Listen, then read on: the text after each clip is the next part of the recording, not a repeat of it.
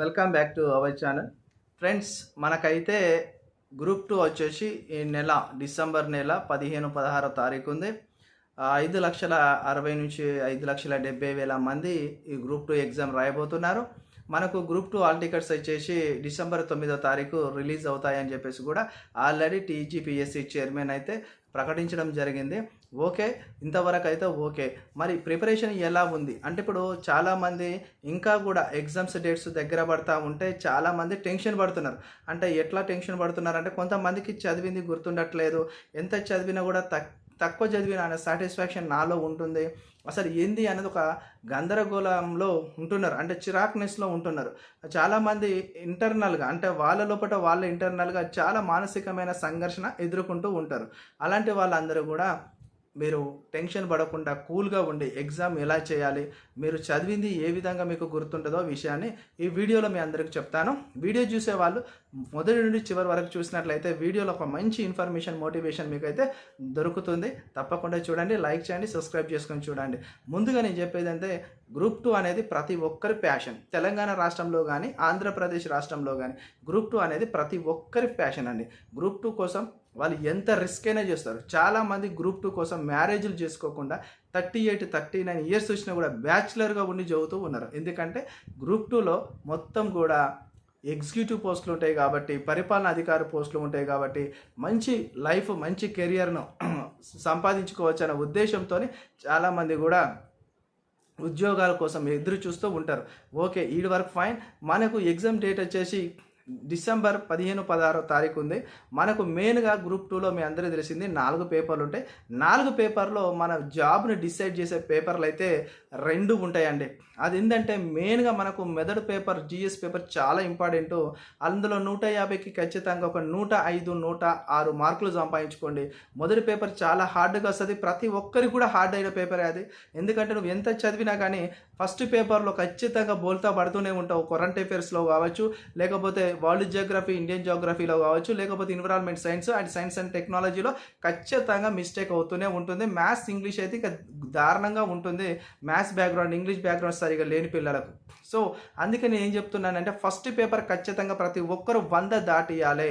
ఖచ్చితంగా ఇప్పుడున్న కాంపిటీషన్లో ఎందుకు 100 దాటియాలంటే ఖచ్చితంగా మీరు రేపటి గ్రూప్ 2లో మీరు ఖచ్చితంగా మెరిట్లో ఉండాలంటే ఫస్ట్ పేపర్ మీ లైఫ్ను డిసైడ్ చేస్తుంది. ఖచ్చితంగా ఫస్ట్ పేపర్ ఉంటుంది కాబట్టి టెన్షన్ గురి కావద్దు, ఆందోళన గురి కావద్దు. మీరు చదివింది పర్ఫెక్ట్గా క్వశ్చన్ ఎప్పుడు చూడండి. క్వశ్చన్ ఎవరు చదవకుండానే ఆప్షన్స్ చూస్తున్నారు, టక్కీమని పెట్టేస్తున్నారని చెప్తున్నారు నా ఫ్రెండ్స్. అంటే క్వశ్చన్స్ మీదికి ఒకటేసారి చూస్తారనమాట. ఒకప్పుడు మనకు ఒక క్వశ్చన్ చదవడానికి కనీసం మనకు ఒక 15 సెకండ్ల నుంచి 30 సెకండ్ల టైం పడుతుంది. ఒక్కొక్కసారి 1 మినిట్ పడుతుంది.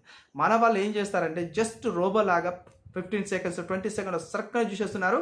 ఆప్షన్ గుర్తుపెట్టి ఏమంటే బబ్లీ చేస్తున్నారు. అన్న నేను క్వశ్చన్ సరిగా చూడలేదు, మర్చిపోయి నాకు అక్కడ ఈజీ ఆప్షన్స్ కనిపిస్తాయి, ఇదేనేమో అని పెట్టిన చాలా మిస్టేక్ చేసిన చాలామంది బాధపడుతున్న సందర్భాలునే. సో మనకి ఎగ్జామ్ హాల్కి పోయినప్పుడు ఎప్పుడైనా క్వశ్చన్ పేపర్లోని క్వశ్చను మనకు మెయిన్గా మార్కు తీసుకొచ్చేదే క్వశ్చన్ పేపర్లోని క్వశ్చను. ఆ క్వశ్చన్ని నువ్వు ఖచ్చితంగా 1 to 2 టైమ్స్ చదవండి. 1 నిమిషం వేస్ట్ అయిపోయినా పర్లేదు. వాడు మనకు ఒక క్వశ్చన్కి 1 నిమిషం ఇస్తున్నాడు. ఆ ఒక్క క్వశ్చన్లో నీకు 1.5 నిమిషం తీసుకో, ఏం కాదు. ఇంకొన్ని క్వశ్చన్లు ఈజీగా ఉంటాయి, అక్కడ నీకు టైం సేవ్ అవుతుంది. మొదటి పేపరు ఖచ్చితంగా 150కి 100 సంపాదించుకున్న ప్రయత్నం చేయండి. రెండో పేపర్ వచ్చేసి ఉద్యమ చరిత్ర అందరూ బాగానే చదువుతారు, కానీ రెండో పేపర్ కాదు, థర్డ్ పేపర్ ఎకనామీ మీద దృష్టి పెట్టండి. ఎకనామీ ఎలా చదవాలి ఏంది అనేది ఈ వీడియోలో చెప్పబోతున్నాను. నేను ఏంటంటే ఎకనామీలా ఇండియన్ ఎకనామీ ప్రతి ఒక్కరికి హార్డే ఉంటుంది. ఎంత చదివినా కూడా ఇండియన్ ఎకనామీ ఇంకా చదవన ఫీలింగ్నే కలుగుతుంది, చదవలేదు అన్న ఫీలింగు చాలామందికి కలుగుతూ ఉంటుంది. ఇండియన్ ఎకనామీలా మీరు మెయిన్గా చదువుకోవాల్సిందంటే ఒకటే, మీరు మన ఇండియన్ ఎకనామీలో జాతీయ ఆదాయం చదవాలి. జాతీయ ఆదాయం పైన గ్రూప్ 3లో 23 నుంచి 24 క్వశ్చన్స్ పడ్డాయి. ఖచ్చితంగా గ్రూప్ 2లో అదే ఖచ్చితంగా జాతీయ ఆదాయం నుండి 25 క్వశ్చన్లు లేదా ఖచ్చితంగా 20 క్వశ్చన్లు పడే అవకాశం ఉన్నది. జాతీయ ఆదాయం మెయిన్ ఇంపార్టెంట్. తర్వాత 2024-25 యూనియన్ బడ్జెట్ చదవండి. తర్వాత 2023-24 ఆర్థిక సర్వే యూనియన్ సెంట్రల్ గవర్నమెంట్ చదవండి. ఇది ఖచ్చితంగా మీకు ఇంపార్టెంట్. దాంతోపాటు మీరు ఖచ్చితంగా మళ్ళీ చదవాల్సిందంటే డెమోగ్రఫిక్ 2020, 2011 ఖచ్చితంగా సెన్సెక్స్ చదవాలి. ఆ సెన్సెక్స్ కూడా మీరు మూసధోరణులతో చదవకండి. అలా మహిళల ప్రాధాన్యత గురించి, పిల్లల యొక్క సెన్సెక్స్ గురించి, పిల్లల యొక్క లింగ నిష్పత్తి గురించి, అవన్నీ కూడా ఏ ఏ రాష్ట్రాల్లో ఎక్కువ ఉన్నాయి తక్కువ ఉన్నాయని చూడండి. మొన్న రీసెంట్గా మనకు అదే అడుగుతున్నాడు. ఏమంటున్నాడు? 0 నుండి 6 ఇయర్స్ పిల్లల గురించి అడుగుతున్నాడు, లేకపోతే 0 నుండి 7 to 10 అడుగుతున్నాడు.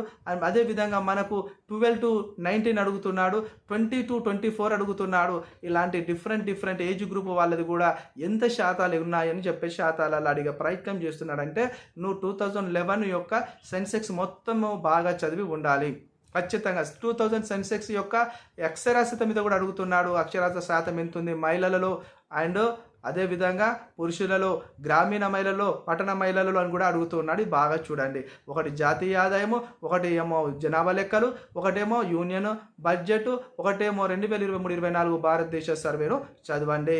దాంతోపాటుగా మీరు ఖచ్చితంగా చదవాల్సింది ఏంటంటే మనకు మెయిన్ ఇంపార్టెంట్ పరిశ్రమలు వ్యవసాయ రంగాన్ని బాగా చదవండి. దీన్ని చదువుకుంటే మీకు 50లో లేదని ఒక 30-35 మార్కులు సాధించుకోవచ్చు. ఆ 15 మార్కులు పై అన్నీ కూడా హార్డ్గానే మీకు వస్తాయి. అవన్నీ కూడా చాలా ఇబ్బంది కలిగే విధంగానే మీకు విత్తముకెళ్ళి వస్తూ ఉంటాయి. అవి కూడా ఈజీయే, కానీ మీరు బాధపడుతూ ఉన్నారు అవి చదవాలంటే. కొంతమంది గురించి చెప్తున్నా, చాలామంది చాలా బాగా చదువుతున్న వాళ్ళు కూడా ఉన్నారు. ఇంకోటి ఏంటంటే మెయిన్గా సెంట్రల్ గవర్నమెంట్ పథకాల మీద ఫోకస్ చేయండి. సెంట్రల్ గవర్నమెంట్ పథకాలు చాలా మనకు మ్యాచ్ ద ఫాలోయింగ్స్లో వస్తున్నాయి. సరైన ఆర్డర్లో సమకూర్చంటున్నాడు, లేకపోతే ఆరోహణ క్రమములో వాటిని సమకూర్చమంటున్నాడు. అవరోహణం అదేవిధంగా ఆరోహణం వీటిని బాగా గుర్తుపెట్టుకోనండి. అదేవిధంగా సీక్వెన్స్లో ఆర్డర్ వైజ్గా కూడా పథకాలను సరిచేయమంటున్నాడు. ఒక పథకం ఎప్పుడు వచ్చింది దాని ఫస్ట్ స్టార్టింగ్ నుండి చివరిలా వచ్చిన పథకం మీద జతపరచండి అంటున్నాడు. ఇండియన్ పథకాల మీద వాటి యొక్క ప్రాధాన్యతల మీద ఖచ్చితంగా గుర్తుపెట్టుకునే ప్రయత్నం చేయండి. ఇంకోటి ఆర్థిక సంఘం గురించి చదవండి. ఆర్థిక సంఘ చైర్మన్ల యొక్క టర్మ్ డ్యూరేషన్స్ ఉంటాయి. అవి ఎవరు ఏ టైంలో ఉన్నారు అనేది కూడా మీకు జతపరిచే విధానంలో అడుగుతున్నాడు. గ్రూప్ 3లో అడిగినాడు, అలానే ఇప్పుడు అడుగుతాడు.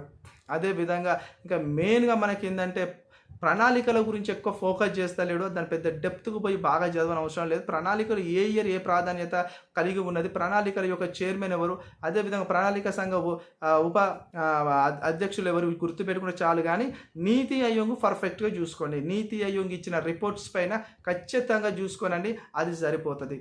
ఇంకోటి గ్రూప్ 2లో సెకండ్ పేపర్ ఏదైతే గ్రూప్ 2లో మనకు థర్డ్ పేపర్లో సెకండ్ సెషన్ ఏదైతే గ్రూప్ 2లో మనకు తెలంగాణ ఎకనామీ ఉందో ఆ తెలంగాణ ఎకనామీ చాలా ఈజీ సబ్జెక్టు. నువ్వు 150కి 145 సంపాదించవచ్చు. ఎట్లా అంటే నువ్వు తెలంగాణ యొక్క 2023-24 సర్వే మొత్తం చదివితే చాలు, ఇక ఏది నీకు అవసరం లేదు. పైన అది ఒకటి చదువుకొని దానిపైన ఇంకోటి నువ్వు చదువుకోవాల్సింది ఏంటంటే కేవలం నువ్వు చదవాల్సింది తెలంగాణలోని జనాభా లెక్కలు, తెలంగాణ భౌగోళిక జనాభా లెక్కలు, తెలంగాణ లెక్కలు, ఆ యొక్క స్త్రీలు, పిల్లలు, పురుషులు, అదేవిధంగా గ్రామీణ ప్రాంతం ఇవన్నీ చూసుకుంటే సరిపోతుంది. తెలంగాణలోని రేవంత్ రెడ్డి గారు పెట్టిన సంక్షేమ పథకాలు ఒక్కసారి చూసుకుంటే సరిపోతుంది. దాంతో పాటుగా నువ్వు మెయిన్గా చేయవలసింది ఏంటంటే తెలంగాణ బడ్జెట్ 2024-25 ఒక్కటి చూసుకుంటే నీకు సరిపోతుంది.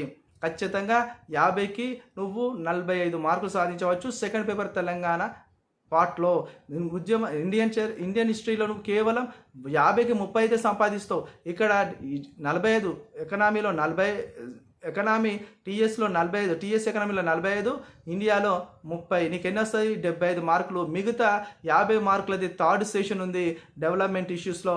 అలా నువ్వు కేవలం చదవాల్సింది మహిళల యొక్క హక్కులపైన, అదేవిధంగా కేవలం ట్రైబల్స్ పైన, అభివృద్ధి పైన, పేదరికం పైన. ఈ 3 చాప్టర్ను హైలైట్ చేసుకో. పేదరికం, నిరుద్యోగం చాప్టర్ 1, అభివృద్ధి 1, అదేవిధంగా ఇంకోటి మహిళలు, కులతత్వం ఇవన్నీ ఉన్నాయి కదా అవి 1. ఎన్విరాన్మెంట్ పైన నువ్వు చూసుకొని అవసరం లేదు. ఎన్విరాన్మెంట్ ఆల్రెడీ ఫస్ట్ పేపర్లో చదువుతావు కాబట్టి ఇక్కడ నీకు యూజ్ అవుతుంది. కాబట్టి ఈ సెకండ్ పేపర్లో థర్డ్ పేపర్లో ఈ డెవలప్మెంట్ ఇష్యూస్లో థర్డ్ పార్ట్లో నువ్వు ఖచ్చితంగా 50కి 30 చేయవచ్చు. అంటే ఇక్కడ ఫస్ట్ మనకు ఇండియన్ ఎకనామీలో 35 మార్క్స్, తెలంగాణలో 45 మార్క్స్. ఎంత అవుతున్నాయి? ఈజీగా మీకు అక్కడనే అవుతున్నాయి కదా 70 మార్కులు. ఇక్కడ మీకు ఒక థర్డ్ సెషన్లో మీరు ఒక 35 కొట్టుకున్నా కానీ 105 మార్కులకు మంచి సర్వీస్ వస్తుంది. నేను చెప్తున్నా, మీకు ఎకనామీలో 105, 110 మార్కులు తెచ్చుకునే ఎక్కువ. ఎందుకంటే పిచ్చ హార్డ్గా వస్తుంది Indian economy third session part. ఖచ్చితంగా నువ్వు చదవాల్సింది నేను చెప్పిన మీరు చదవండి, ఉద్యోగం సాధించండి. ఎలాంటి బాధలు, ఎలాంటి టెన్షన్స్ మీ నుండి దూరం చేసుకోండి, పీస్ఫుల్గా ఉండండి. ఓవర్ నైట్ వరకు చదవకండి. మీరు చదవాల్సింది డైలీ 11 వరకే చదవండి. నైట్ అవసరం ఒక 10గా కుదించి తొందర పడుకోండి. ఎగ్జామ్ మూమెంట్ ముందు వరకు మీకు హెల్త్ ఇంపార్టెంట్. మీకు మానసికంగా హెల్త్ను కాపాడుకున్న వాళ్ళైతే మైండ్ ఫ్రీగా ఉంటుంది. మైండ్ పైన మీరు ఎక్కువ కూడా ఎప్పుడు కూడా వర్క్ బార్డెన్ చేయొద్దు, బాగా ఒత్తిడి గురి చేయొద్దు. మైండ్ నీకు ఎంత ఫ్రీగా ఉంటుందో, ఎంత ప్రశాంతంగా ఉంటే నీకు అంతగా నీకు అది మెమొరీని బేస్ చేసుకొని స్టోర్ చేసి పెడుతుంది. నీకు జ్ఞాపక శక్తి అనేది పెరుగుతుంది. ఎక్కువసేపు మేల్కున్నా, ఎక్కువసేపు చదివినా జ్ఞాపక శక్తిని కోల్పోతావు. నేను చెప్తుంది ఇది మీరు క్లారిటీగా వినండి. ఎందుకంటే ఎగ్జామ్ మూమెంట్లో నువ్వు కొత్తగా టెస్ట్ సిరీస్లు ప్రాక్టీస్ చేయకు. టెస్ట్ సిరీస్లో పక్కన పెట్టి అయిపోయింది. టెస్ట్ సిరీస్ను ఎప్పుడు చేయాలి? నెల ముందర చేయాలి. ఇప్పుడు నువ్వు కేవలం మీద ఏదైతే నీకు డౌట్ఫుల్గా ఉంటుందో అది రివిజన్ చేసుకోవాలి. రోజు ప్రతి సబ్జెక్టు 2 గంటలు కేటాయించుకోవాలి. ఇప్పుడు Indian economy, Telangana economy development ఇష్యూస్కు నువ్వు డైలీ ఒక 4 గంటలు లేదా 3 గంటలు పెట్టుకోవాలి. ఎందుకు పెట్టుకోవాలి? దానికి అది చాలా కఠినంగా కూడిన పదాలు. వాటిని ఎక్కువసేపు మననం చేసుకుంటే, ఎక్కువసేపు చదివితేనే గుర్తుంటాయి. ఇవాళ నేను ఇండియన్ ఎకనామీ చదివినా మళ్ళీ ఒక 4 రోజులు చదువుతా అంటే ఉండదు, సబ్జెక్ట్ అంతా మర్చిపోయినట్టు అవుతుంది. అందుకని నేను ఏం చెప్తున్నా, ప్రతిరోజు ఇండియన్ ఎకనామీ టచ్లో పోవాలి, తెలంగాణ ఎకనామీ టచ్లో పోవాలి, డెవలప్మెంట్ ఇష్యూ టచ్లో పోవాలి. నువ్వు అదేవిధంగా కరెంట్ అఫైర్స్ టచ్లో పోవాలి, మ్యాథ్స్, ఇంగ్లీష్ చూసుకోవాలి. దాంతోపాటు నువ్వు ఖచ్చితంగా ప్రతి దినము కరెంట్ అఫైర్స్ ఖచ్చితంగా చూసుకోవాలి. ఇంకోటి మెయిన్గా తెలంగాణ సాహిత్యం మీద ఎక్కువ గుర్తుపెట్టుకోండి. రాజకీయ చరిత్రలు అడిగాడు, ఏ రాజు ఎంతమందిని చంపిండు, ఏ రాజు ఎంతమందిని పొడి చేసిండు అని అడిగాడు. కేవలం రాజుల యొక్క గ్రంథాలు, సాహిత్యం, వాళ్ళ కాలం నాటి మత పరిస్థితులు, వాళ్ళ కాలంలో ఉన్న కవులు, వాళ్ళ రచయితలు, వాళ్ళ గ్రంథాల గురించి అడుగుతాడు. తెలంగాణను పరిపాలించిన రాజ్యాల యొక్క సీక్వెన్స్ని గుర్తుపెట్టుకోండి. క్రొనాలజీ, ఏ రాజ్యం ముందుంది, అది శాతవాహనులకి చివరి వరకు ఎవరొచ్చినారు, అసబ్జాహీలు, మొత్తం కూడా మీరు కాలక్రమాన్ని గుర్తుపెట్టుకోండి. అడుగుతాడు జతపరిచే విధానంలో. మొన్న రీసెంట్గా ఏం అడిగిండు, ఇష్వకుల యొక్క మూల పురుషుడు ఎవడు, ఇష్వక రాజ్య స్థాపకుడు ఎవడు, అది మొత్తం సీక్వెన్స్లో పెట్టమన్నాడు. 2వ వీరపురుష దత్తుడు వరకు కూడా సీక్వెన్స్ ఆర్డర్లో పెట్టమన్నాడు. ఇదంతా గుర్తుపెట్టుకోండి. సబ్జెక్టు చాలా ఈజీగా ఉంటుంది. మీకు తెలంగాణ హిస్టరీ కానీ బోల్తా కొట్టించడానికి ఎక్కువ స్కోప్ ఉంటుంది. ఎందుకంటే నీకు అన్ని తెలిసినాయే, బిట్లు పెట్టుడు నీకు చాలా ఇబ్బంది అయిపోతుంది. బౌద్ధిజం మీద చదవండి, బౌద్ధుడి గురించి చదవండి, బుద్ధుని యొక్క సాహిత్యం గురించి చదవండి. బుద్ధ మతముకు సేవలు చేసిన వాళ్ళు ఎంతోమంది శాతవాహనులు, వాళ్ళ గురించి చదవండి. మరీ చెప్తున్నా, శాతవాహనులను తక్కువ అంచనా వేయకండి. ఇష్వకులను, విష్ణుకుండినులను, అసబ్జాహీలను, కాకతీయులను, ఈ 4 చాప్టర్లు చదువుకుంటే నీకు తెలంగాణ హిస్టరీలో సెకండ్ పేపర్లో ఎక్కడైతే నీకు తెలంగాణ హిస్టరీ ఉందో ఆ 20 మార్కులల్లా కనీసంలో 10 నిమిషం నువ్వు 15 మార్కులు, 18 మార్కులు చేయగలుగుతావు. నేను మరీ చెప్తున్నా, మీరు టైం తక్కువ ఉంది. మీరు ఎవరి కూడా చెప్పే మాటలు నమ్మకండి. టెస్ట్ సిరీస్లో జోలికి పోకండి. కేవలం ఈ టైంలో నువ్వు చదవాల్సింది రివిజన్. చాలామంది గుర్తుంటలేదు అంటున్నారు. ఉండదు అని అనుకోకు. ఎగ్జామ్ పేపర్ కాడికి, ఎగ్జామ్ సెంటర్లో పోతే నీది ఖచ్చితంగా నీ యొక్క ఏదైతే మెమొరీ ఉంటుందో నువ్వు చదివింది అది ఓపెన్ అయిపోతుంది. నీకు క్వశ్చన్ గుర్తుపడుతుంది. నాలెడ్జ్ ఉంటుంది. నాలెడ్జ్ ఏడికిపోదు. జ్ఞాపకశక్తి ఉంటుంది, ఏడికిపోదు. అది కేవలం మీరు ఊహించుకుంటున్న మీలోటి ఒక దీన్ని ఏమంటారంటే అనుమానం అన్నమాట. అయ్యో నాకు గుర్తుండట్లే అనేది మీ అనుమానం, మీ అపోహలను ఛేదించుకొని బయటికి రండి, చదవండి, గ్రూప్ 2 సాధించండి. మెయిన్గా మరీ చెప్తున్న ఉద్యమ చరిత్ర, ఖచ్చితంగా మీరు ఉద్యమ చరిత్రలో ఉన్న 1952 ములికి ఉద్యమం ఏదైతే స్టార్ట్ అయిందో ఉద్యమం అది మొత్తం కంప్లీట్ చదవండి. మీరు తెలంగాణ ప్రాంతీయ సంఘం గురించి చదవండి. అదేవిధంగా మరీ నస్కల్ సిజంను వదిలిపెట్టకండి. తెలంగాణ రైతాంగ సాయుధ పోరాటాన్ని చదవండి.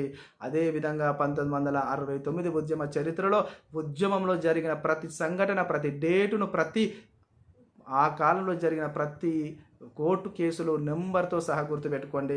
జతపరిచే విధానంలో, ఆర్డర్ల, సీక్వెన్స్లా జతపరచమని అడుగుతా అంటాడు. మిమ్మల్ని బోల్తా కొట్టించే ప్రయత్నాలు చాలా ఉంటాయి. వానికి మీరు దొరకద్దు, వాడిని మీరు బోల్తా కొట్టించాలి, క్వశ్చన్కి కరెక్ట్ ఆన్సర్ పెట్టాలి, ఉద్యోగం సాధించాలి. ఉన్న పోస్టులు 783 పోస్టులలో ఒక సర్వీస్ నాదే అనుకొని దృఢ సంకల్పంతో చదవండి. ఖచ్చితంగా మీరు ఉద్యోగం సాధిస్తారు. చాలామంది మనకంటే ఎక్కువ చదివి ఉన్నవాళ్ళు ఉన్నారు. ఎంత చదివినా కానీ అక్కడికి పోయేసరికి ఏమవుతుంది, శూన్యమైపోతుంది. ఎందుకంటే టెస్ట్ సిరీస్లో ఉన్నాయి రావట్లేదు, పుస్తకాలు ఉన్నాయి రావు. పుస్తకాలను సబ్జెక్ట్ బేస్ చేసుకొని ఇస్తారు క్వశ్చన్. నీకు పుస్తకాలు ఉన్నట్టుంటే అందరికి ఉద్యోగాలు వస్తాయి. అది ఎప్పుడు జరగదు. పుస్తకాలను అంశాలు బేస్ చేసుకునే రావడం అనేది జరుగుతుంది. అది మీరు గుర్తుపెట్టుకోండి. మరి నేను చెప్తున్నా, పోస్టులు ఎన్ని ఉన్నాయి నీకు అవసరం లేదు. వచ్చే అప్కమింగ్ నోటిఫికేషన్ల గురించి చదవడం మొదలుపెట్టి ఉద్యోగం సాధించు. Thank you so much. Video నచ్చినట్టయితే లైక్ చేయండి, కామెంట్ చేయండి, సబ్స్క్రైబ్ చేయడం మాత్రం మర్చిపోండి. Thank you.